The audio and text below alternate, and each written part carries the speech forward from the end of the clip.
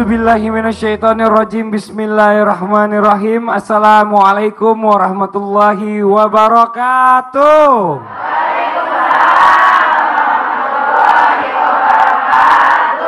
Jamaah. Oh jamaah. Alhamdulillahirabbil alamin wa bihi nasta'in ala umuri dunya waddin. Assalatu wassalamu ala asrofil anbiya wa mursalin wa ala alihi wa sahbihi ajmain, amma ba'du. Alhamdulillah, hari ini kita ketemu lagi di Islam Itu Indah. Masya Allah, senang banget ya. Masih dalam suasana bergembira karena habis lebaran ini kayaknya masakan apapun masih diterima nih. Coba saya mau tanya sama jamaah yang ada di studio, ibu-ibu suka nggak bu kalau makan dikasih lalapan bu? Lalapan terus dikasih ayam, seneng nggak bu? Pakai sambal nggak biasanya bu ya? Sambalnya banyak apa dikit bu? Banyak. Habis makan sambal banyak kepedesan nggak bu? Terus akhirnya ke belakang buang-buang air, sakit perut. Besoknya bikin lagi ya bu ya? Pada saat lagi sakit perut kapok, nggak makan lagi deh kalau kayak gini mah, nggak akan makan lagi tuh sambal. Akhirnya besok ketagihan, mana lagi tuh sambalnya, tambahin lagi nih cabenya nih biar makin banyak, malah makin banyak. Ini Masya Allah ya bu ya. Ini orang bilang katanya tobatnya cuma sebentar doang. Sama kayak tema kita hari ini nih bu nih. Banyak orang istilahnya bilangnya apa? Suamiku nih, tentang tua suami bu ya. Suamiku tobat sambal. Jadi ada suami ini yang orangnya hobinya tobat, besok ngulangin lagi. Hari ini tobat, besok ngulangin lagi. Ada nggak kayak gitu bu? Janji sama ibu-ibu udah nggak nakal lagi, besok nakal lagi. Gimana bu ya? Pernah nggak bu dinakalin bu? Nggak mau ngaku ya bu ya. Nggak apa-apa bu, itu kan rahasia masing-masing ya bu ya. Alhamdulillah, mudah-mudahan yang ada di sini semuanya nih, yang di rumah juga yang lagi nonton, nggak pernah dinakalin suaminya, walaupun cuma sedikit ya bu ya. Nah alhamdulillah, langsung aja kita coba panggil yang pertama nih, kita bahas tentang tema kita hari ini. Ustadz Maulana, mohon izin Ustadz Maulana, tepuk tangan buat Ustadz Maulana. Ustadz, kan kalau namanya suami kan nggak sadar, kadang-kadang kalau misalnya melakukan kesalahan terus tobat, terus kumat, tobat, kumat. Sekarang kita perlu penjelasannya, ciri-ciri nih dari suami yang tobat sambal kayak gimana sih Pak Ustadz? Mohon izin Pak Ustadz, silahkan. Bismillahirrahmanirrahim. Assalamualaikum warahmatullahi wabarakatuh.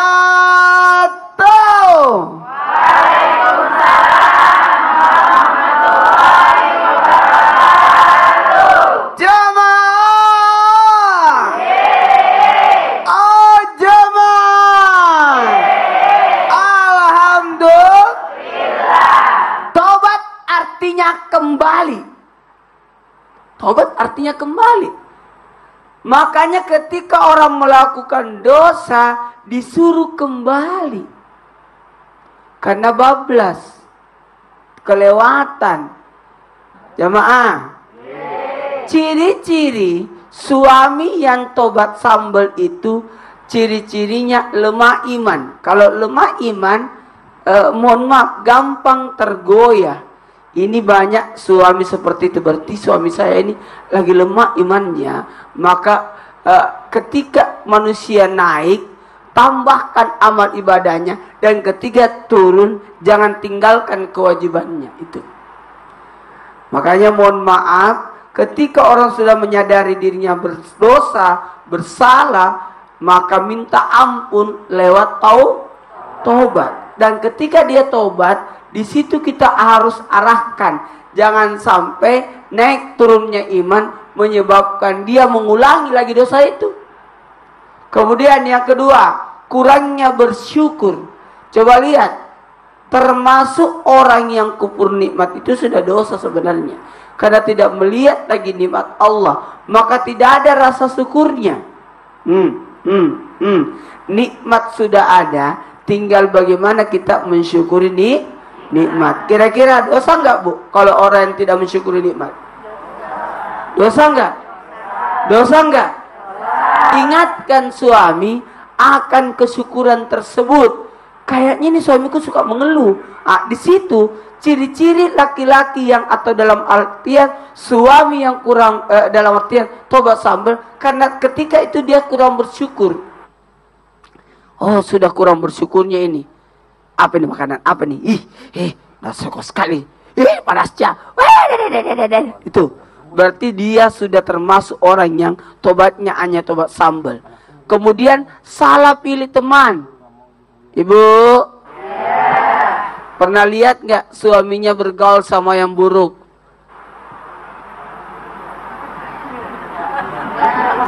Enggak ya?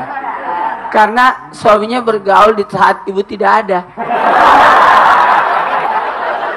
Lihat, kalau datang temannya itu membahayakan buat suami, ibu bisa mencegahnya. Maaf Pak, suami saya lagi sibuk, padahal lagi bobok di rumah atau ada di rumah. Tidak apa-apa, demi kebaikan Bu ya. Daripada temannya bahaya. Yang mempengaruhi suami ibu itu bahaya loh. Walaupun suami tobat, tapi masih ada teman yang mengganggu, itu susah untuk tobatnya. Karena masih terpengaruh kebiasaannya yang buruk. Maka diganti temannya. Teman yang buruk diganti. Kemudian tidak adanya kesungguhan. Kelihatan ibadahnya setengah-setengah. Ya Allah, salat subuh hampir duha. Salat duhur setengah 3. Salat asar setengah 6. Salat maghrib setengah 7. Salat isya setengah mati. Tidak ada kesungguhannya. Kayak biasa-biasa saja.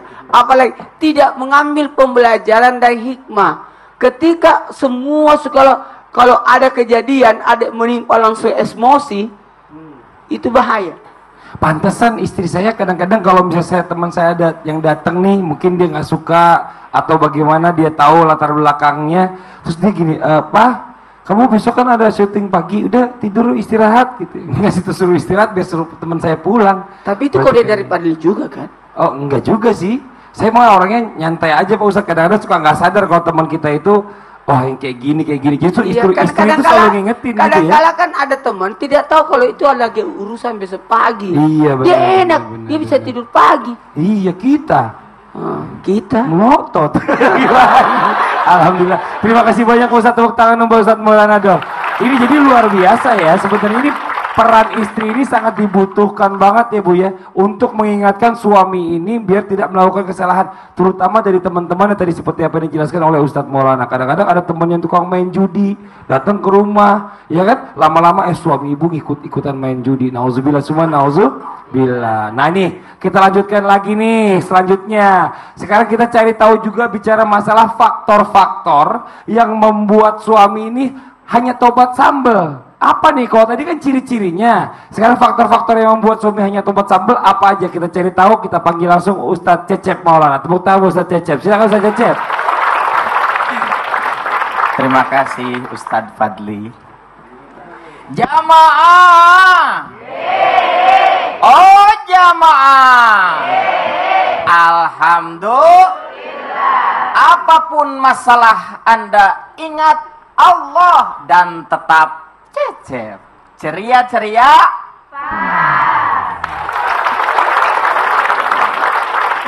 Terima kasih, walaupun tepuk tangan agak terpaksa. Yang kanan dari mana Bu? Bogor. Yang belakang dari mana? Pondok Gede. Yang kiri dari mana? Luar biasa ya. Terima kasih dari Bogor, Pondok Gede, dan campur. Baik, apa faktor-faktor yang menyebabkan orang tobat sambal? Saya teringat ungkapan James Gardner. Hidup adalah proses penemuan diri tanpa akhir. Life is an endless process self-discovery.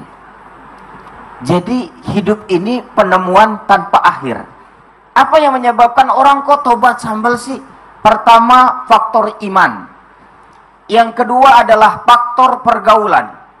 Yang ketiga adalah kurangnya ilmu akan keutamaan dan juga bahaya dari tobat sambal. Yang selanjutnya adalah jauh dari lingkungan yang mendukung untuk taubatan nasuha. Yang kelima adalah tidak memiliki 3 teman.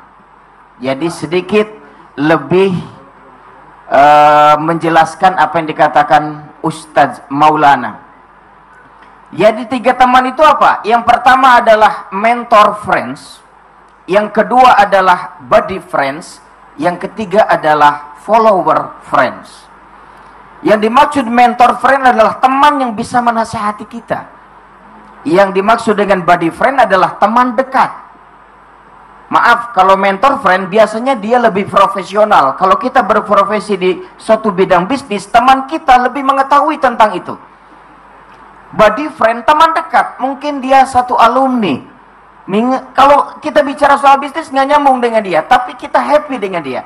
Yang terakhir ini adalah buddy friend, yang terakhir adalah follower friend atau teman yang jadi pengikut kita. Maksudnya mereka lah yang mendapat manfaat dari kita atau kita yang memberikan nasihat kepada mereka. Jadi miliki 3 teman ini. Karena banyak orang yang salah mengambil teman, dia hanya memiliki teman-teman dekat saja, dan teman dekat itu justru membuat dia semakin jauh dari agama. Oleh karenanya, maka innallaha yuhibbut tawwabin wa yuhibbul mutatahhirin. Allah suka, Allah cinta dengan orang-orang yang bertaubat, dan Allah cinta dengan orang-orang yang membersihkan dirinya sendiri. Jadi perhatikan faktor penyebab-penyebab ini. Pernah saya ceritakan ibu-ibu ya, seorang anak kecil kesurupan, matanya melotot. Apa yang terjadi? Wah, datang kiai. Ternyata nggak bisa dikasih yasin, dikasih sholawat, ngomong terus melotot. Dipanggillah temannya. Waduh, kiai yang kedua datang. Mana ibunya? Ibu, apa yang ibu lakukan terhadap anak ini? Biasa Ustadz, saya mandiin anak ini.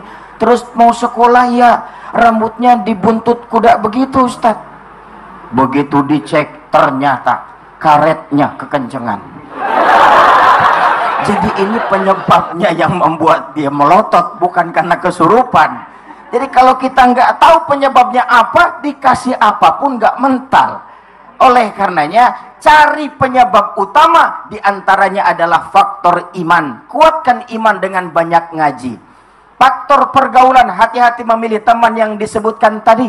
Kemudian adalah, jangan lupa lingkungan, dekati masjid, dekati majelis taklim. Orang yang jarang ke masjid, orang yang jarang ke majelis taklim, maka dia akan merasakan gersang di dalam kehidupannya. Mudah-mudahan senantiasa memberikan manfaat dalam kehidupan. Tetap Cecep ceria-ceria. Nah, makasih banyak Ustaz Cecep. Makasih, alhamdulillah. Nih, Masya Allah luar biasa ya. Dan hari ini nih kita kedatangan bukan cuma Ustaz Cecep doang nih, tapi juga ada Kang Rashid nih, Masya Allah. Assalamualaikum Kang Rashid, sehat? Punten. Waalaikumsalam. Alhamdulillah. Nanti kita berbagi ilmu sharing ya setelah ini ya. Tapi sebelumnya saya mau cicet dulu nih, ada sahabat saya lama nih ya. Ada Ridwan Gani. Wow, tepuk tangan buat Ridwan. Wan, gimana udah nikah ya? Udah punya anak belum sih? Belum ya. Lebaran di mana kemarin?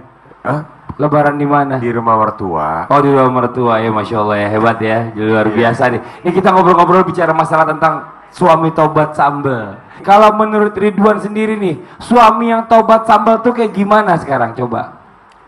Ya, janjinya banyak, muluk, terus usahanya buat menuhin janjinya kurang banget. Oh gitu. Jadi misalnya dari yang aku janji deh besok mau olahraga, cuman malamnya masih main. Jadi besok pagi nggak bisa olahraga. Terlalu banyak janji-janji ya, tapi prakteknya nggak ada sama sekali. Usahanya juga buat menuhin janji itu nggak ada. Nggak ada sama sekali usahanya malahan. Oh, nauzubillah. Ridwan kayak gitu? Enggak. Tepuk tangan dong buat Ridwan. Aduh, ini luar biasa ya, macem-macem nih versinya nih. Kalau dari laki-laki tobat sambal gitu tuh Bu, janjinya banyak, padahal dia ngaku sendiri. Kayaknya istrinya lagi nonton di rumah, Mbak, lagi nonton, janjinya banyak ya suaminya ya. Ini Masya Allah nih, kita lanjutkan lagi yuk. Nih sekarang kita berpikir, kita lanjutkan masalah apa sih sebenarnya nih hakikat dan faedah dari taubat nih, harus sama-sama kita simak. Langsung aja yang terhormat kita panggil juga Kang Rasid, mohon izin punten maju ke depan, silakan. Bismillahirrahmanirrahim. Assalamualaikum warahmatullahi wabarakatuh. Waalaikumsalam warahmatullahi wabarakatuh. Mas Fadli, saya senang bisa gabung kembali dengan Islam itu indah. Alhamdulillah, Kang Rasid, terima kasih Seindahnya paparan Ustaz Maulana tadi. Bunda, ayahanda, kalau boleh saya bertanya, kalau punya baju kotor nyaman nggak? Tidak. Kalau punya hati kotor nyaman apa tidak? Tidak. Baik. Kalau kita punya baju, cara ngebersihnya digimanain? Lempar ke laundry, cuci di laundry. Kalau punya mobil kotor, pergi ke car wash, cuci. Tapi kalau punya hatimu kotor, taubat kepada Allah Subhanahu wa Ta'ala. Nah, inilah mungkin sekelumit Kang Rasid sedikit punya pengetahuan bagaimana Kang Rasid hakikat taubat. Tadi Mas Fadli mengatakan suami taubat sambal. Nah, supaya itu sambal tidak balik-balik lagi gitu. Hakikat taubat ada 3. Pemirsa indah, Islam itu indah yang berbahagia. Pertama, harus memiliki ilmu. Yang kedua, efek dari kepemilikan ilmu itu memunculkan kesadaran dalam batin. Yang ketiga, setelah muncul sadar, niat untuk merubah diri. Contoh punten sekali. Pertama, kita harus tahu bahwa kita hamba Allah Subhanahu wa Ta'ala. Setiap hamba harus berbakti kepada Allah, dan Allah melihat perbuatan kita. Apapun yang kita lakukan, Allah melihat. Mau yang taat, mau yang maksiat, mau yang setengah-setengah maksiat, mau yang tobat sambal, Allah lihat. Maka punten sekali, ma yalfidu min qaulin fahuwa ladaihi raqibun atid. Barang siapa yang mengucapkan sesuatu atau berbuat sesuatu, Allah pasti melihat. Karena Allah, Bunda Ayahanda, punya apa? Punya CCTV. Allah itu. Sebelah mana CCTV-nya? Kanan dan kiri. Raqib dan atid. Itu dia akan mencatat inti taubat sambelkah, atau taubat seriuskah, atau taubat main-mainkah. Namun memang punten sekali bahwa Allah menyampaikan lewat Rasulullah SAW dalam hadis Imam Turmuji menyampaikan, kullu ibni Adam khata wa khairul khata'ina tawwabun. Setiap hamba itu pasti berbuat salah. Pasti tidak ada hamba yang suci dari kesalahan. Cuman sebaik-baik hamba yang buat salah, sebaik-baik hamba yang berbuat maksiat, wa khairul khata'ina at-tawwabun. Sebaik-baik hamba yang berbuat maksiat atau kesalahan adalah orang-orang taubat. Cuman pertanyaannya, tingkatan taubatnya seriuskah? Atau benar-benar taubat yang hakiki? Ataukah taubat yang hanya sambal? Semua akan berefek gitu. Contoh, ada orang taat karena takut ancaman Allah, takut nerakanya Allah. Nah, orang tersebut adalah orang-orang taubat. Ada orang taat karena pingin pahalanya Allah, pingin dapat ganjarannya. Itu disebut dengan orang-orang inabah. Inabah. Ada orang taat tidak mengharap takut nerakanya Allah dan tidak mengharap surganya Allah, tapi mengharap, ini kan perintah Allah, saya perlu taubat. Itu orang-orang aubah. Tingkatannya, taubat paling bawah, naik ke atas adalah inabah, naik yang paling tinggi adalah aubah. Nah, taubat sambal itu di bawah taubat. Tadi Ustaz Cecep menyampaikan, innallaha yuhibbut tawwabin. Allah amat sangat cinta kepada orang yang bertaubat. Semoga taubatnya taubatan nasuha. Itulah kurang lebih hakikat tentang taubat kepada Allah, dan fadilahnya tentu akan bahagia selama-lamanya. Ya, jadi pokoknya di pengertiannya kita harus paham dulu nih. Dalam kategori bicara masalah taubat, ternyata ada tingkatannya ya, sampai benar-benar yang taubatan tingkatan tertinggi. Yang paham salahnya dulu. Sekarang ampun ya Allah, salahnya apa? Nggak tahu. Iya benar. Tidak muncul kesadaran untuk menyesal. Benar. Dan kadang ini juga nih tugasnya istri saling mengingatkan nih Betul, kepada betul. suaminya. Kadang-kadang bener sih kita kalau misalnya dibilangin istri mungkin awal sekarang kita nggak denger ya. Tapi setelah kita bikin lagi sambil jalan tadi istri ngomong begini, ya juga ya gitu ya. Cuma gengsi aja ngakuinnya Bu laki-laki. Kang terima kasih banyak Kang Rasid. Alhamdulillah Masya Allah luar biasa nih. Hari ini kita membahas tentang berbicara tentang tobat sambal nih buat jamaah yang di rumah nih jangan kemana-mana. Nanti kita akan lanjutkan lagi. Ada juga Ustadz Syam yang akan menjelaskan ayat-ayat Al-Quran yang berkaitan dengan tobat. Dan sebelumnya kita akan mendengarkan terlebih dahulu nih ada sebuah lagu yang akan dibawakan oleh Nas Indonesia yang liriknya diangkat dari hadis Rasulullah SAW. Silakan teman-teman Nas.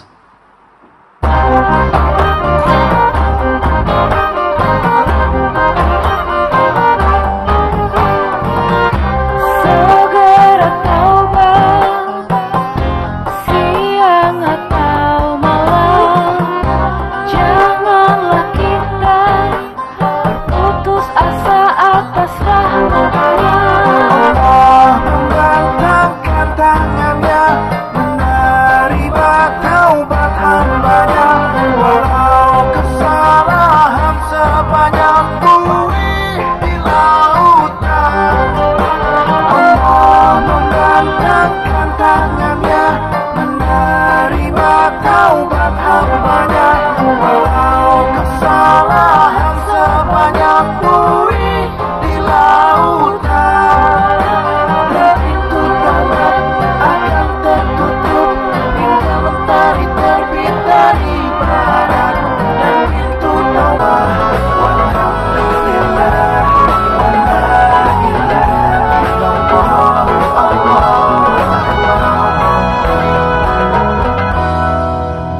Jamaah. Oh jamaah. Alhamdulillahirobbilalamin. Kembali lagi di Islam itu Indah. Alhamdulillah kita masih di tema hari ini adalah suamiku tobat sambal. Nah sekarang kita lanjutkan lagi nih berbicara tentang tema kita hari ini. Termasuk golongan apakah suami yang taubat sambal ini? Langsung dijelaskan oleh guru saya Ustadz Maulana. Tepuk tangan Ustadz Maulana. Semangat benar nih Ustadz Maulana. Silakan Pak Ustadz. Idul Syawal itu artinya meningkat. Meningkat. Harusnya kita meningkat kebaikan, bukan meningkat keburukan. Kalau setelah betul. Ramadan tidak ada perubahan, setelah Ramadannya setelah 1 bulan beribadah, lantas tidak ada perubahan, gimana caranya? Iya, Berarti iya, tidak ada manfaatnya Ramadannya itu. Pak jangan jelasin ke saya Pak, jelasin ke semua dong. Saya iya, silakan boleh. Pak. Iya, maaf. Termasuk golongan apakah suami yang tobat sambal? Jawabannya termasuk golongan orang yang zolim. Tuh 2, 3. Tuh 2, 3. Zolim. Salah hanya berlaku terhadap anak-anak. Dosa berlaku kepada orang yang sudah tahu. Tapi makanya anak-anak itu tidak ada berdosa tapi bersalah. Istri berdosa. Jadi cuma istri berdosa kepada suami. Tidak ada suami yang berdosa kepada istri. Pak Ustadz, ibu-ibu sana cemberut. Tidak ada. Ngomong dong Bu, kenapa Bu? Tidak ada suami yang berdosa kepada istri. Yang ada istri berdosa kepada suami. Hah? Kok bisa? Karena suami tidak berdosa kepada istri, tapi di atasnya dosa. Namanya zolim. Zolim. Lantas di atasnya zolim ada namanya durhaka. Kalau durhaka langsung kena teng siksanya. Tapi kalau zolim bertanggung jawab nanti. Kalau berdosa insya Allah bisa dihapuskan. Kalau salah bisa dimaafkan. Betul. Zolimnya suami itu karena tidak mempelajari ilmu agama. Zolim pada dirinya namanya. Tidak mau menunaikan haknya, tidak menuntut ilmu, tidak mengajarkan ilmunya, dan tidak menunaikan kewajiban. Ada juga zolim sebagai sosok seorang ayah. Laki-laki yang tidak mau mencari nafkah, ataupun cari nafkah tapi tidak beri nafkah, itu namanya zolim sebagai ayah. Apa tugasnya ayah? Memberi nafkah ya, bukan mencari nafkah ya. Memberi nafkah. Kalau pintar mencari nafkah tapi tidak memberi nafkah, pelit. Yang kedua, yang berikutnya, ada zalim sebagai seorang suami. Istri itu harus dibelai. Istri itu harus dipuji. Istri, kalau saya sih tidak suka dipuji. Karena takut. Setelah pujiannya pasti ada ujung-ujungnya. Apalagi zalimnya seorang sosok laki-laki sebagai guru.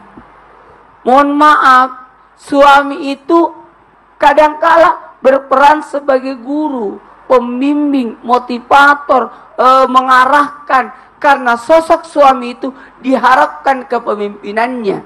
Apalagi sosok laki-laki bisa zalim sebagai ketua, pemimpin atas masyarakat kadangkala.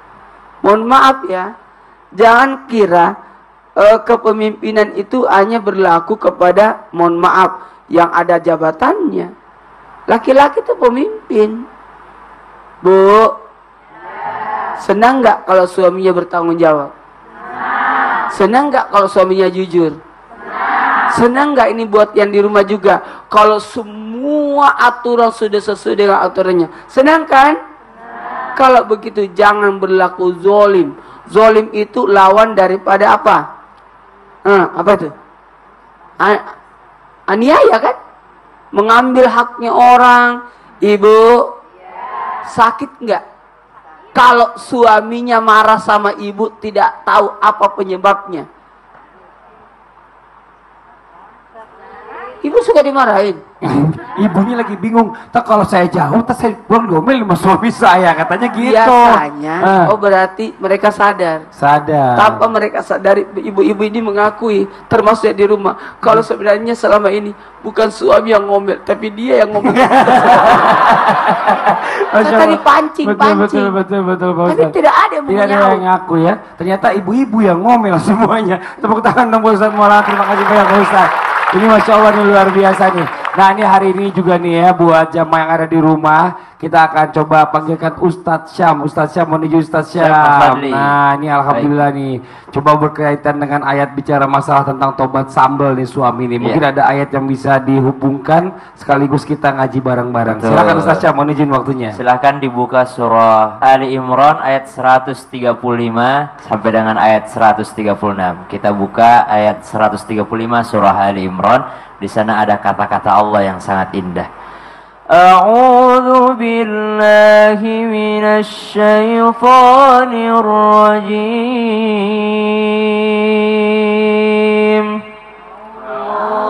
Bismillahirrahmanirrahim.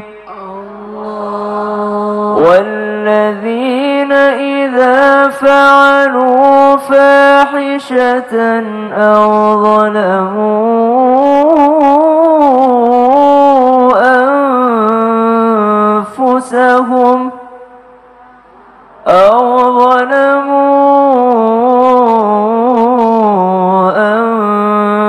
أنفسهم ذكروا الله فاستغفروا لذنوبهم ومن يغفر الذنوب إلا الله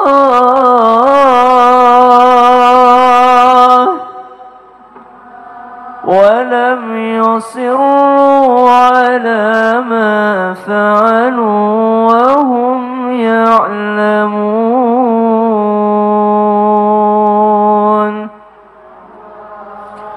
أولئك جزاؤهم مغفرة من ربهم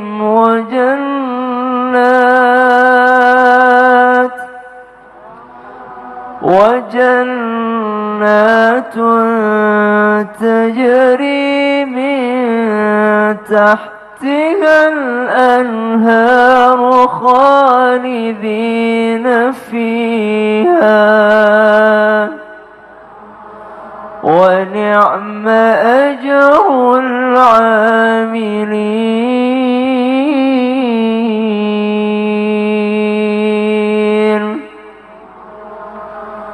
Al-Quran Surah Ali Imran ayat 135 sampai dengan ayat 136. Allah Subhanahu wa taala jelaskan kepada kita, walladzina idza fa'alu fahishatan aw zalamu anfusahum, dan orang-orang yang berbuat keji, orang-orang yang berbuat kemungkaran, orang-orang yang berbuat dosa, aw zalamu anfusahum, dan mereka juga berbuat zalim terhadap dirinya sendiri, atau mereka berbuat zalim terhadap dirinya sendiri dan mereka berbuat dosa, zakarullah, setelah mereka berbuat dosa, mereka mengingat Allah, artinya mereka bertaubat, fastaghfaru lidzunubihim, Allah kemudian ampuni dosanya, sebanyak apapun itu Allah pasti ampuni. Fastaghfaru lidzunubihim wa may yaghfiru dzunuba illallah, karena siapa yang hendak mengampuni kalau bukan Allah? Siapa yang mau mengampuni dosanya kalau bukan Allah? Wa may yaghfiru dzunuba illallah wa lam yusirru ala ma fa'alu wa hum ya'lamun. Ingat, ketika seseorang berdosa, umurnya sekarang 40 tahun, 39 tahun dia gunakan untuk berdosa, 1 tahun terakhir dia bertaubat, maka dosanya yang dia lakukan selama 39 tahun Allah ganti menjadi pahala. Diganti, bukan hanya dihapus, tapi Allah gantikan. Kenapa? Di ayat selanjutnya Allah jelaskan, ulaika jazaohum maghfirah, itulah sebaik-baik balasan dari Allah atas amal-amalnya, yaitu berupa ampunan, wa maghfiratum rabbihim wa jannatun tajri min tahtiha al-anhar khalidina fiha wa ni'ma ajrul 'amilin. Inilah sebaik-baik balasan bagi amal-amal. Kenapa amalan? Padahal orang yang berdosa yang disebutkan. Ternyata semua amal buruknya Allah ganti berupa pahala kalau dia bertobat, walaupun cuma baru 1 kali dia sholat. Masya Allah, hebatnya taubatnya. Allah tuh kalau misalnya kita mau dikasih tuh apa aja dikasih aja. Betul. Luar biasanya Allah, dosa aja bisa dibikin jadi Maha Pemurah. Allahu Akbar. Ustaz Syam, terima kasih banyak. Sini aja Ustaz Syam. Mungkin buat yang lain boleh sama-sama maju ke depan. Ini alhamdulillah nih, Masya Allah nih, kita ada curhatan yang masuk ke email kita, dan alhamdulillah mudah-mudahan hari ini permasalahan bisa diselesaikan oleh para narasumber nih. Kalau gitu langsung aja kita tersambung dengan yang bersangkutan. Assalamualaikum. Assalamualaikum Ustaz. Waalaikumsalam warahmatullahi wabarakatuh. Silakan Mbak curhatnya. Saya mau bertanya Ustaz, mewakili teman cowok saya. Jadi teman saya ini sudah berkeluarga, tapi dia itu nggak bisa move on dari mantan pacarnya Ustadz. Kalau sedang ada liburan atau lagi ada acara keluarga, dia selalu bilang dia berharap yang di sampingnya itu mantan pacarnya Ustadz, bukan istrinya. Saya sudah menasihati agar melupakan mantan pacarnya, agar lebih menghargai istrinya karena kasihan sama istrinya. Tapi dia tidak mempan Pak Ustadz. Jadi saya harus bagaimana ya Pak Ustadz? Aduh, dia temennya baik banget nih. Dia ngebelain temennya ya kan, yang sahabat ini udah nikah tapi masih inget sama mantan pacarnya terus. Malahan bersanding di sebuah acara, mikirnya ini harapannya mantan pacar. Ini gimana nih Ustadz Syam? Mohon izin, coba silakan. Yang seperti ini sudah jelas menyalahi takdirnya Allah ya, karena sama saja dengan menyalahkan Allah, karena kita menyalahkan takdir Allah. Kenapa saya menikah dengannya? Coba saya menikah dengan si B, karena apa saya menikah dengan si A? Berarti kita menyalahkan Allah yang telah mempertemukan kita berjodoh dengan si A ini. Ketika seseorang menyalahkan takdir Allah, kata Allah, kenapa engkau menyalahkan takdir saya? Salah satu dosa besar adalah menyalahkan takdirnya Allah dan berprasangka buruk terhadap Allah. Apa yang dilakukan Mbak sebagai teman dekatnya adalah dengan cara betul merahasiakan dulu terhadap istrinya. Jangan, kalau menurut Syam sendiri, kenapa dirahasiakan? Karena takutnya semakin besar nanti masalahnya ketika istrinya tahu. Jadi untuk sementara Mbaknya dulu yang simpan, tapi dengan halus Mbak peringatkan kepada sahabatnya Mbak, kan sahabatnya. Saya curiga nih, jangan-jangan Mbak ini mantannya, jangan-jangan. Oh, Mbaknya ini yang mantannya. Mantannya Mbak ya? Bukan? Bukan Pak Oh Ustadz. bukan. Kok Mbak tahu banget masalahnya, urusannya? Curhat. Oke coba. Dia tahu permasalahannya. Ustaz Cecep, silakan. Cara move on ada 4 langkah. 1 adalah sentuh hatimu, 2 sentuh pikiranmu, 3 sentuh badanmu, 4 adalah sentuh lingkunganmu. Maksud sentuh hatimu adalah hati kita harus jauh dari si mantan itu. Gimana caranya? Ya sudah, kita cari konsentrasi yang lain. Misalkan ke pengajian. Yang kedua pikiran. Pikiran kita jangan hanya memikirkan mantan, tapi pikirkan yang lebih positif. Memikirkan mantan itu adalah celaka, seperti memikirkan jurang. Jurang mati, kita akan menghindari jurang. Yang ketiga adalah badan. Kita harus banyak olahraga. Supaya apa? Konsentrasi, nggak mikir-mikirin terus mantan. Terus lingkungan, deketi majelis taklim. Itu pengalaman Ustaz. Ada deh. Silakan Kang Rasid dia dijawab. Baik, sahabat, tentang itu sahabat yang baik itu adalah ketika dia mengingatkan kepada Allah. Dia, Mas Fadli, ketakutan kalau saya memberitahukan, takut dia cerai kan. Betul. Nah, takut bukan pada tempatnya, itu adalah murka Allah Subhanahu wa taala. Jadi sahabat yang baik adalah mengajak temannya kepada Allah. Mengingatkan saja, maaf sekalipun sekali, ketika sang suami melukai istri, di dunia ini ada ancaman yang langsung turun. Pertama, ketika anak melukai hati ibu bapaknya, itu langsung di dunia. Kalau sholat ketinggalan, tidak di dunia, kadang di akhirat nanti ancamannya. Yang kedua, ketika murid melukai hati gurunya. Yang keempat, yang ketiga adalah ketika suami melukai hati istrinya. Itu segera jawabannya. Barangkali dengan menceritakan ini ada sedikit ketakutan gitu. Minimal taubat itu dia ada penyesalan, saya takut karena Allah Subhanahu wa taala. Iya, benar. Karena gini Mas Fadli, Ustaz Maulana, ketika dia masuk di lingkungan maksiat, cuman dua keadaan kok, maksiat taat, maksiat taat. Nah, kalau dia terbiasa dengan kebaikan, maksiat kabur. Kalau dia maksiat biasa, yang baik kabur. Oh, nggak ada di antara, nggak ada di antara. Nggak ada di antara, itu tergantung kita mau pilih mana. Imah putih, imah hitam. Nggak ada abu-abu. Nggak ada abu-abu area itu nggak ada ya. Jadi tergantung bagaimana dia nih, maunya gimana nih gitu ya. Mau hitamkah, mau putihkah? Masya Allah nih, mungkin ini yang perlu diingatkan nih. Saya tadi cuma curiga satu doang, Mbak itu adalah mantannya. Jangan berburuk sangka. Memang Mbak. Bukan. Terus gimana Mbak? Coba ditanggapi dulu nih, silakan. Udah puas belum dengan jawabannya? Tapi katanya dia itu udah cinta mati sama mantan pacarnya, Pak Ustadz. Oh gitu, gini. Mohon maaf, ada orang mencintai wanita lewat pandangannya. Ini lewat pandangan, lewat pikirannya, lewat dibawa pusatnya, dan lewat hatinya. Cintailah istri bukan karena pandangan, pikiran, dan dibawanya pusat, tapi cintailah karena dari sini. Mohon maaf, maka untuk itu sentuh hatinya, arahkan gimana rasanya kalau kamu juga digituin. Bagaimana rasanya kalau istri memandang suaminya dengan pandangan mantannya dulu? Tahukah seperti itu? Iya Pak Ustadz. Iya, pasti keluar kata, iya ya, sakit ya. Sentuh hatinya, gimana rasanya perasaanmu kalau istrimu memandang kamu sama dengan mantannya? Nanti bilangin ya, kayak gitu ya. Nanti ngomong aja sama istrinya. Jangan gitu juga. Iya, nih, Mbak yang baik hati, ingatkan teman cowok laki-laki itu, ingatkan bagaimana kalau rasanya istrinya memandang dia dengan pandangan laki-laki lain. Sakit kan? Terus Ustaz, terus. Omelin lagi. Sakitnya tuh di mana? Udah cukup. Sakitnya tuh di mana? Sakitnya di mana? Ini kan kita ada gira. Iyalah. Laki-laki itu pasti punya gira. Dia akan cemburu kalau istrinya memandang laki-laki lain. Jadi gitu ya Mbak ya. Masya Allah ini luar biasa ya Mbak ya. Mbak jelas Mbak.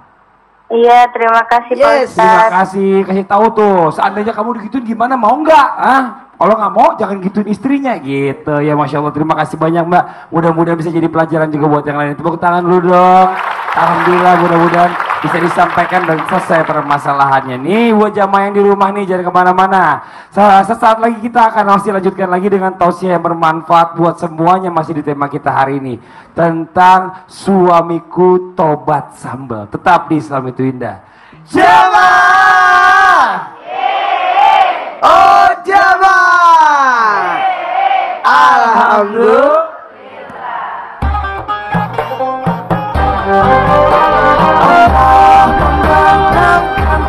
يا أيها الذين آمنوا توبوا إلى الله توبة nasuha. Nah, Allah jelaskan dalam Al-Quran, bertaubatlah dengan taubatan nasuha. Asallahu ayyukaffira ankum sayyiatikum. Mudah-mudahan Allah hapuskan semua kesalahan-kesalahanmu.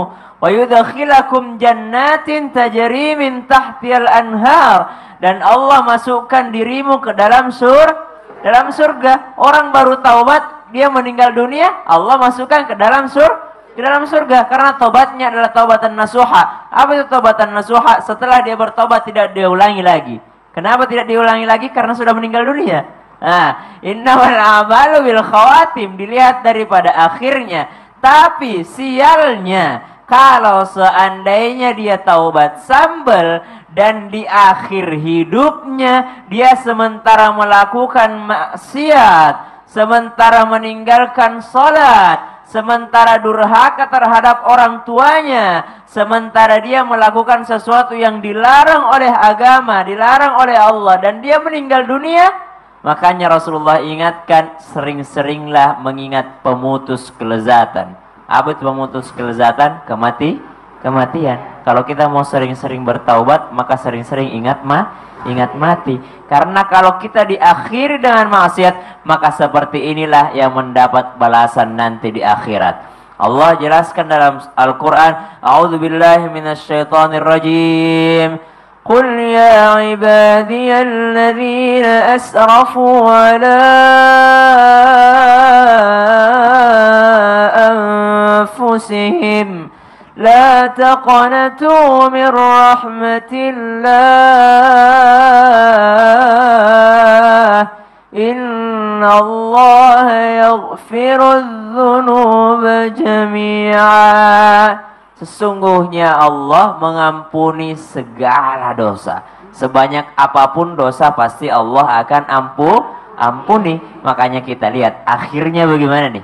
Ketika dia maksiat kah? Ataukah dia ketika dia bertobat kah? Ada yang berkata begini, teman-teman yang ada di rumah, misalnya mau ke masjid, Kak Syam, saya malas ke masjid. Kenapa? Karena saya masih sering minum alkohol, karena saya masih sering mabuk. Gini aja, kasih sayangnya Allah, pintu tobatnya Allah, ampunannya Allah lebih besar daripada murkanya. Shadaqallahul adzim. Masya Allah, terima kasih banyak Ustaz Syam. Tepuk tangan buat Ustaz Syam. Alhamdulillah, ya Allah. Nih sekarang nih sebelum kita lanjutkan lagi ini tausiah dari para narasumber, kita kasih kesempatan nih sama bintang tamu kita Ridwan Ghani. Ada yang mau ditanyain gak lu kan? Ada, silakan. Misal ini suami. Bagus pertanyaannya. belum ya. Iya. Ini misalnya kita suami mau taubat. Cuman situasi kondisinya kurang memungkinkan.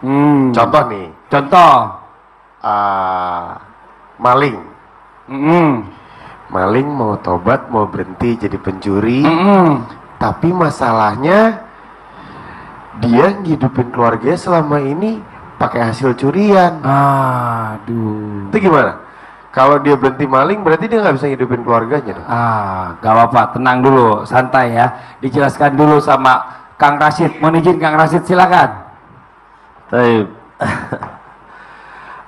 Mas Fadli dan Kang Ridwan Ghani ini, kalau aktivitas dia menafkahi keluarga di harta yang haram, itu sangat membahayakan. Ustaz Maulana ya, satu tetes minuman haram, satu tetes saja, itu 40 hari Allah menolak ibadah dan sholatnya. Berarti selama 40 hari kegelapan dong. Ibadahnya, tarawihnya nggak diterima, puasanya nggak diterima. Maka pastikan makanan dalam rumah tangga itu halal atau haramnya. Kedua, kalau toh itu makanan satu suap saja, satu suap makanan yang haram, itu akan sulit mengubah keadaannya. Bahkan punten sekali Kang Ridwan Ghani, ada seorang mantan preman. Penghasilannya dari wilayah itu Ustadz Maulana. Tetapi Mas Fadli, dia berkesan, tolong hasil premanmu ini jangan kau bawa ke rumah. Makan oleh dirimu sendiri, jangan sampai itu mulut istrimu dan anakmu dikasih suapan yang haram. Kalau sudah termakan, dia sulit diajak benar. sulit diajak taat, apalagi sulit taubat. Jadi langkah pertama cut, mending lapar daripada dikasih makan yang haram. Nah, jadi banyak nih karena kita tanpa sadar ya istri yang nusyus sama suaminya, anak-anak yang durhaka sama orang tuanya, mungkin salah satunya dari itu tadi itu makanan itu. Saling menyalahkan pendidikan dari ibu dan ayahnya, juga yang sangat memberikan kontribusi sulitnya taat, makanan, ya Allah. Nih, tapi gini, nih buat Ustadz Maulana nih, tapi kan dia kan maling nih, nggak punya pekerjaan lain. Memang dia hobinya atau kerjanya cuma bisanya maling doang? Dia nggak mau ngelamar kerja di mana-mana nggak diterima, terus gimana dong? Saya rasa, saya kaget. Saya rasa buat semua laki-laki, ketahuilah, lihat betapa banyak orang menafkahi anak istrinya dengan jalan yang baik. Masih banyak pekerja yang bagus. Nih, coba dipikir. Buat saya juga semuanya sih. Buat suami yang lagi mencari nafkah dan akan memberikan nafkah buat anak istrinya, seakan-akan engkau memasukkan bara api dalam tubuh keluargamu. Karena benda yang haram masuk ke dalam tubuh itu tidak ada pembersihnya kecuali dibakar apinya neraka. Mau nggak anak istrinya dibakar? Ku ampusaku wahlikun nara ini penting. Dalam artian apa? Bukan hanya ibaratnya agamanya, mengajarkan ilmu agama, tapi asupan yang masuk sebagaimana tadi yang disampaikan oleh Kang Rasid. Mohon maaf, kasihan masih banyak pekerjaan yang halal yang bisa diberikan. Iya, jadi kalau misalnya dia nggak bisa kerja apa-apa, silakan daftar ke Ustadz Maulana. Insya Allah ada pekerjaan yang halal Ustadz ya. Insya Allah. Insya Allah, amin. Masya Allah, luar biasa nih. Kalau tapi gini, ini kan bicara masalah pendidikan ya. Kadang-kadang kan bicara masalah pendidikan ini mempengaruhi juga. Iya. Kadang-kadang orang kalau pendidikannya terlalu rendah, kayak pendidikannya mohon maaf gitu ya, mungkin sekolah SD aja nggak tamat gitu loh. Terus mencari pekerjaan yang halal susah, gimana Pak Ustadz? Apa memang dia harus bikin lapangan pekerjaan? Modalnya? Saya mewakili penonton yang di rumah loh Pak Ustadz. Saya mewakili penonton yang di rumah. Masa saya lagi? Iya, dari Ustadz lagi. Gini. Atau dari Ustadz Cecep modalnya? Ya keterampilan kan. Jangan gitu. Silakan saya Cep. Dun. Apa tuh Dun? Doa, usaha, ngaji. Pertama doa, ya muqallibal qulub sabit qalbi ala dinik. Kesalahan kita adalah kita hanya berdoa kalau kita punya masalah. Padahal doa itu bukan ban serep yang digunakan ketika ada masalah, tapi doa adalah kemudi yang akan menentukan arah. Usahanya gimana? Dekati orang yang sudah punya kerja. Jadi nggak perlu modal. Nggak perlu modal bang. Misalkan Gimana dia ada deketinnya? tukang cuanki, deketin, Mas. Saya Contoh kan pengalaman nih. Ustadz Cep ya. Nah, saya pengalaman dulu kan jadi coba, penarik beca odong-odong. Kenapa saya jadi penarik beca odong-odong? Karena terlihat di situ modalnya kecil. Bahkan tanpa modal sama sekali, ada orang yang sudah punya odong-odong, kita cuma narik aja. Dari situ dari situ saya juga begitu dulu. Saya tidak ada modal dulu karena habis bangkrut usaha saya. Lalu saya waktu itu menggunakan odong-odong orang, dari situ saya beli odong-odong baru. Punya sendiri. Jadi sedikit demi sedikit. Yang saya ingat waktu dia pergi ke masjid berdoa, dia simpang odong-odongnya. Kemudian dia berdoa, habis itu keluar dari masjid, hilang odong-odongnya. Kasih aku ingat ceritanya. Iya, terus dia balik lagi ke dalam saya bayangin itu. berdoa sesungguh-sungguh khusyuk, kemudian keluar dari masjid, ternyata odong-odongnya ada. Masalahnya dia salah pintu keluar. Ini Masya Allah luar biasa. Ada yang indah sekali sebenarnya, Mas Fadli. Ada yang indah sekali begini ungkapan daripada sebuah riwayat bahwasanya barang siapa yang meninggalkan sesuatu karena Allah, maka Allah akan menggantikannya berlipat ganda. Jadi kalau ada orang yang berani meninggalkan pekerjaannya karena dia tahu pekerjaan ini haram, maka Allah akan gantikan, gitu kan? Ini ada kisah lucu yang saya ingat waktu naik Metro Mini gitu kan, ada Ada yang minta-minta tapi caranya gitu. Saya ini baru keluar dari penjara, daripada kita saling todong menodong, lebih baik kita saling tolong menolong. Ini kurang ajar juga nih caranya nih. Katanya daripada kita saling todong menodong, nakut-nakutin. Dia nggak menodong lagi, tapi dia nakut-nakutin caranya. Cara Ini juga, halus. ini nggak bisa juga nih seperti ini. Nggak diharapkan. bisa. Namanya mengancam. Betul. Tapi yang Ada tadi juga yang terbaik. jualan kerupuk. Orang pelit nggak ada uangnya, pelit kasih apa? Masa Jangan dia gitu bisa beli pelit? juga. Astagfirullahaladzim. Tapi tadi cara yang paling cocok itu Ustaz Cecep tadi ya Ustaz Cecep ya. Jadi usaha yang giat, berdoa, jangan lupa. Nauzubillah nih kalau sampai malas kasih anak akhir dengan makanan haram, sama juga memasukkan barang. Ih nauzubillah, subhanallah, astagfirullahaladzim. Jelas ya Ridwan? Jelas? Jelas. Jangan ketawa-ketawa, jangan-jangan dia nih. Bukan. Sesuatu yang baik pikirkan kepada orang lain, sesuatu yang buruk sadarkan buat diri kita. Jangan menuduh orang. Jangan. Mudah-mudahan saya tidak Saya seperti juga itu. tidak seperti itu. Amin ya Allah. Alhamdulillah. Buat jamaah yang ada di studio dan juga jamaah yang ada di rumah, jangan kemana-mana. Setelah ini kita masih akan mendengarkan tausiah tentang bagaimana caranya agar kita dapat bertaubat nasuha. Sesaat lagi tetap di Islam itu indah. Jamaah. Oh jamaah. Alhamdulillah.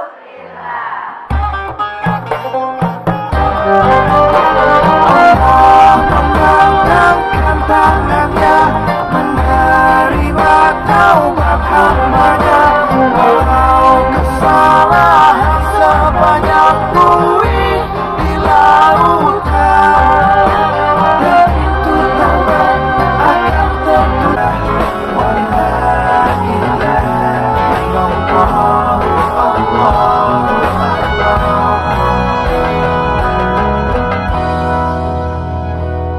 Masih di Islam itu indah, masih di tema kita hari ini adalah suamiku tobat sambal. Masya Allah luar biasa nih permasalahannya, ternyata banyak banget yang menyebabkan orang-orang itu tobat besok kumat. Hari ini tobat besok kumat. Nah sekarang kita lanjutkan lagi nih dengan tausiah dari Ustadz Syam tentang bagaimana caranya istri untuk mengingatkan dan membimbing suami agar bertaubat nasuha. Dilanjutkan tausiah dari Kang Rashid tentang bagaimana caranya bertobat nasuha agar rumah tangga senantiasa bahagia. Yang pertama kami mohon waktunya untuk Ustadz Syam. Silakan Ustadz Syam, tepuk tangan buat Ustadz Syam. Jamaah yang dimuliakan Allah Subhanahu wa taala, mengingatkan suami bukan membimbing suami, karena yang membimbing adalah suami. Mengingatkan orang tua bukan mengajari orang tua, karena hakikatnya anak tidak boleh mengajar orang tuanya, melainkan hanya sekedar mengingatkan kepada orang tuanya. Maka dari itu posisi istri dan juga anak hampir mirip. Makanya di dalam Al-Quran Allah contohkan dalam surah Maryam ayat 42 sampai dengan ayat 47, di mana kisah Nabi Ibrahim alaihissalam ketika mengingatkan ayahnya, karena tidak mungkin Ibrahim mendakwahi ayahnya, tapi sekedar mengingatkan kepada ayahnya, di mana ayahnya Nabi Ibrahim adalah pembuat patung, malah bosnya orang-orang yang berbuat syirik pada saat itu, penyembah patung. Tapi Nabi Ibrahim diberikan tugas oleh Allah untuk mendakwahi ayahnya, mengingatkan ayahnya. Bagaimana cara Nabi Ibrahim? Coba lihat Nabi Ibrahim di dalam surah Maryam ayat 42. Cara yang pertama, ketika istri ingin mengingatkan suami untuk bertaubat, jangan ibu katakan, "Oh, mudah-mudahan kau disiksa di neraka." Jangan. Mukamu memang muka neraka, Pak. Bapak nggak pernah sholat, Masya Allah, nanti disiksa kayak gimana nanti bapak di kuburan ini. Jangan.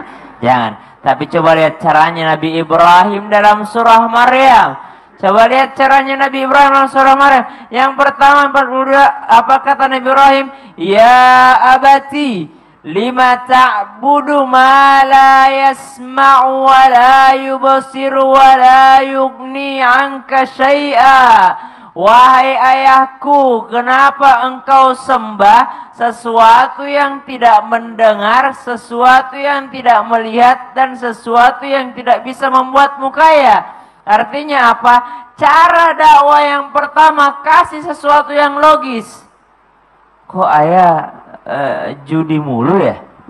Emangnya ayah pernah dapat untung dari judinya? Gak pernah kan? Coba dihitung berapa keuntungan selama judi, berapa kerugian selama judi.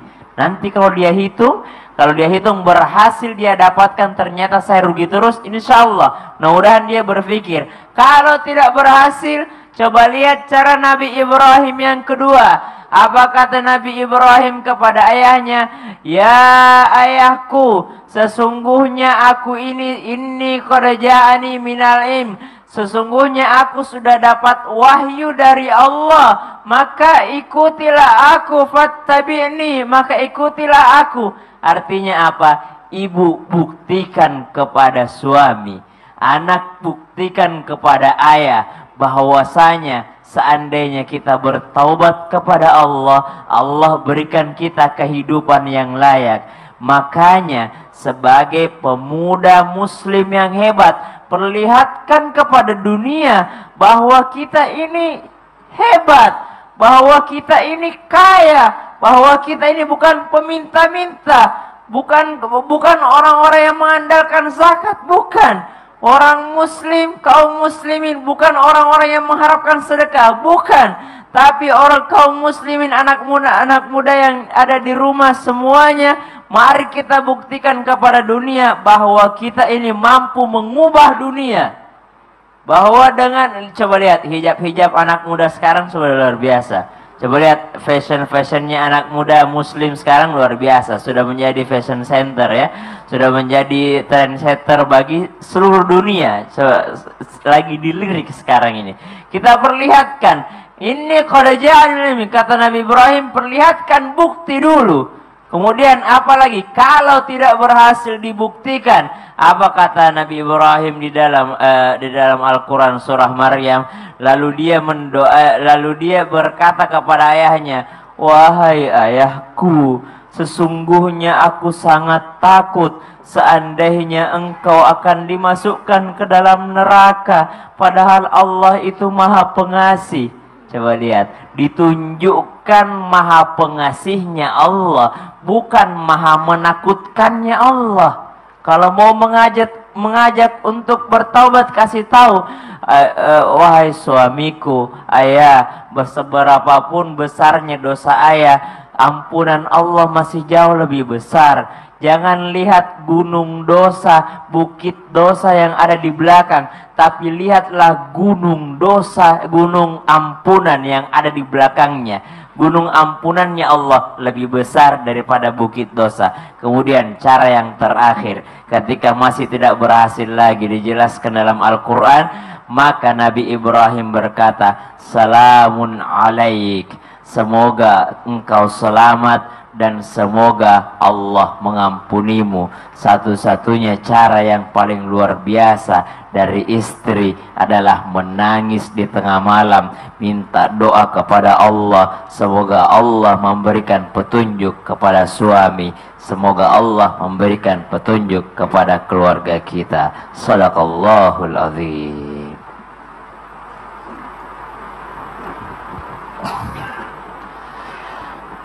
Bismillahirrahmanirrahim. Bunda, ayahanda, pemirsa Islam itu indah yang berbahagia. Semoga di hari yang fitri ini kita bisa mengintrospeksi diri. Ternyata kemaksiatan yang kita miliki begitu melimpah ruah. Tetapi munculkan rasa harap kepada Allah Subhanahu wa ta'ala. Sampai baginda Nabi menyatakan dalam sebuah hadisnya, lau annal ibada lam yadnubu lahalaqallahu khalqa yudnibun sumayagfiruh. Kalau ada seorang hamba tidak berdosa, Allah akan ciptakan hamba yang berdosa. Kenapa? Allah akan ampuni orang itu. Di hari yang fitri ini adalah kita adalah bulan untuk saling memohonkan ampun kepada Allah dan minta maaf. Ada sebuah gambaran Bunda Ayahanda. Mulut ini bagaikan corongnya teko. Mulut bagaikan moncongnya teko. Tergantung isi teko. Kalau isi teko itu kopi, yang keluar kopi. Kalau isi teko itu adalah teh, yang keluar teh. Maka maaf sekali, kalau isi hati ini kesombongan, yang keluar adalah keangkuhan. Kalau isi hati ini adalah ria dan sombong, yang keluar adalah aniaya. Maka Bunda Ayahanda, pemirsa Islam itu indah, ubah isi hati itu dengan penuh penyesalan kepada Allah Subhanahu wa Ta'ala. Syarat taubatan nasuha ada 3, terutama hukum minallah. Pertama, munculkan rasa kesadaran di hati bahwa Allah Maha Pengampun. Yang kedua, munculkan rasa penyesalan bahwa sehebat apapun kita berbuat baik, tetap kita berbuat salah juga, melakukan kulubni adam khata wa khairul khata'inat tawwabun. Setiap hamba pasti akan terjerumus kepada kemaksiatan. Setiap hamba pasti akan terpeleset kepada kesalahan. Tetapi wa khairul khata'in, sebaik-baik orang yang bersalah, at-tawwabun, taubatlah kepada Allah. Isi jantung kita, isi hati kita dengan taubat kepada Allah, penuh penyesalan. Yang kedua, setelah muncul rasa penyesalan kepada Allah, tinggalkan maksiat itu. Tinggalkan, jangan betah di suasana kemaksiatan itu. Tinggalkan, menjauhi suasana yang sangat suci dan bersih. Dan yang keempat, munculkan rasa tekad, aku ajam akan meninggalkan maksiat ini. Sadar bahwa Allah Maha Pengampun. Yang kedua, munculkan penyesalan, aku tidak akan kembali lagi kepada kemaksiatan. Yang ketiga, tinggalkan kemaksiatan itu. Namun Bunda Ayahanda, pemirsa Islam itu indah, ketika kita dosa kepada hakul Adam, ada syarat yang keempat tambahannya. Kalau kita punya hutang non materi kepada manusia, kembalikan uangnya. Kalau kita pinjam baju tidak dikembalikan, kembalikan bajunya. Itu adalah hak adami. Namun jika kita punya dosa kepada sesama atas cacian kita, atas hinaan kita, berarti non materi, minta maaf kepada dia, minta maaf kepada sesamanya. Punten sekali, ini tangan tidak terampil menjaga tangan ini, sering ngetik di sosmed memunculkan penghinaan kepada orang, sering aktif di sosmed, di Instagram memberikanlah hinaan kepada orang. Mohon maaf sekali, hakul Adam itu lebih sulit dibanding hakullah. Kalau syarat kepada Allah cuma 3, sadar, menyesal, kembali, tidak akan mengembalikan itu. Tapi kalau sesama manusia punya dosa, kembalikan haknya, kembalikan kehormatannya. Itulah ampunan sesama manusia. Namun Bunda Ayahanda, saya teringat dengan sebuah ungkapan, Allah Maha Pengampun. Kalau kita tidak punya dosa, aku ciptakan manusia yang punya dosa. Karena Allah punya sifat Al-Ghafur. Allah Maha memberikan ampun kepada kita semua. Menjelang bahwa kita sudah ada dalam Idul Fitri ini, semoga kita dapatkan ampunan Allah Subhanahu wa Ta'ala. Laisal Id liman labisal jadid, walakinnal Id liman ta'atuhu tajid. Bahwa Idul Fitri itu bukan tambah-tambahnya baju, bahwa bukan tambah-tambahnya teman, bukan hanya tambah-tambah, walakinnal Id liman ta'atuhu tajid. Bahwa Idul Fitri itu adalah tambahnya ketaatan, meningkatkannya taubat, memberikan pahala kebaikan kepada sesama dan silaturahim. Maka itulah salah satu kebaikan yang diberikan oleh Allah Subhanahu wa taala, yaitu Allahul Ghafur, Allahul Af. Allahumma innaka afuwun karim, tuhibbul afwa fa'fu anna ya karim. Masya Allah. Ingatkan kepada pasangan hidup kita, jangan sampai kita bahagia, senang, tapi ternyata pasangan hidup kita lagi disiksa.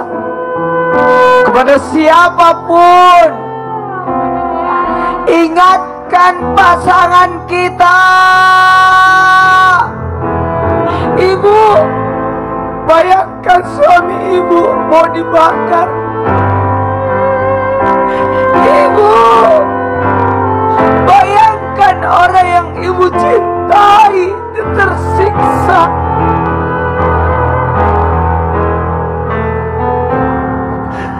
Kalau kita memang sayang pasangan hidup kita,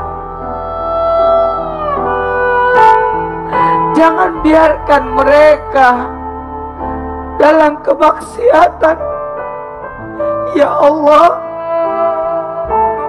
ya Allah, bimbing suamiku, berikan hidayah kepada suamiku.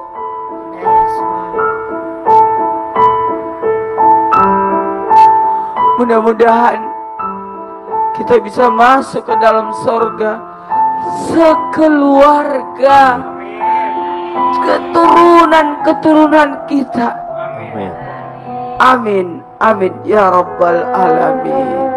Masya Allah. Alhamdulillah.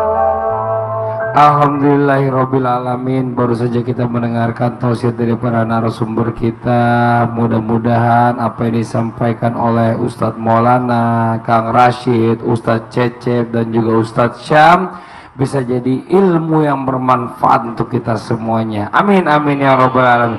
Terima kasih banyak sekali lagi buat Ridwan Ghani. Terima kasih udah mampir ke Islam Itu Indah. Jangan kapok, nanti insya Allah mampir lagi bawa istrinya ke sini ya. Amin. Amin amin ya rabbal alamin. Terima kasih banyak juga buat jamaah semua yang sudah hadir di sini, yang dari Bogor dan satu lagi dari mana? Pondok Gede Bu ya. Pondok Gede, tepuk tangan lu buat semuanya. Alhamdulillah. Terima kasih banyak juga buat jamaah yang di rumah nih. Mungkin sedikit kita ingatkan lagi nih buat jamaah yang di rumah yang punya grup qosidahan yang ingin tampil grup qosidahannya di Islam Itu Indah, boleh kita kasih kesempatan maksimal 12 orang, bikin aja videonya langsung dikirimkan ke email kita di islamituindah@transtv.co.id. Insyaallah besok kita ketemu lagi di jam yang sama. Akhirnya sekarang saya Fadli mundur diri, mohon maaf atas segala kekurangan. Wabillahi taufiq wal hidayah. Wassalamualaikum warahmatullahi wabarakatuh.